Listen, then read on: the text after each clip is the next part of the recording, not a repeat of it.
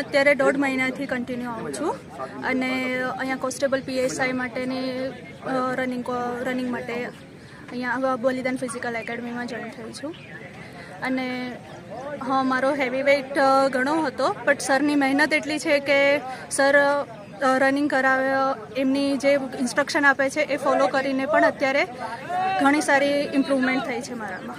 વડોદરાના જ છો કે બહારથી આવો? ના, હું વડોદરાની જ છું। અને શું તમારું મુખ્ય હેતુ છે આ તાલીમ પાછળનો? આ તાલીમ પાછળ હવે ગુજરાત સરકારની જે ભરતી આવે છે જેમાં ફિઝિકલ ઇમ્પોર્ટન્ટ હોય છે એના માટે પ્રિપેર થવા માટે। શું નામ આપનું? મોનાલિસા ચૌધરી।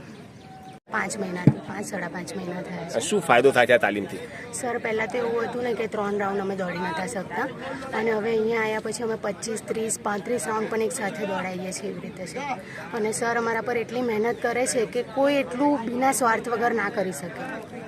તાલીમ લેવાનો મુખ્ય હેતુ શું છે? સર મારે કોન્સ્ટેબલ પોલીસમાં જવાનું છે અને પહેલાં 2 વખત મેં ભરતીમાં જઈને આવેલી છું। પહેલાં 7 સેકન્ડ માટે ને પછી 3 સેકન્ડ માટે રહી ગયેલી છું પણ હવે સર સાથે આવીને એવું લાગે છે કે હવે તો થઈ જ જશે। શું નામ આપનું? રાધિકા શાલાર। बोलने का जय हिंद जय भारत। मेरा नाम चंदन सिंह है, मैं आर्मी से हूँ और आर्मी के अंदर 18 साल नौकरी करने के बाद मैं आज एक टुकड़ी जो है कि सेना के लिए तैयार कर रहा हूँ, चाहे वो आर्मी के लिए हो, चाहे वो SSC के लिए हो, चाहे वो गुजरात पुलिस के लिए हो, चाहे हिंदुस्तान में किसी भी वर्दी के लिए हो, मैं उसको तैयार करना चाहता हूँ और मैं तैयार कर रहा हूँ। मेरे को लगभग जनवरी 2021 जनवरी को मैं रिटायर्ड हुआ था। मई 2021 में मैंने ये टीम खड़ा किया था। सो मेरी टीम का नाम है बलिदान फिजिकल एकेडमी वडोदरा।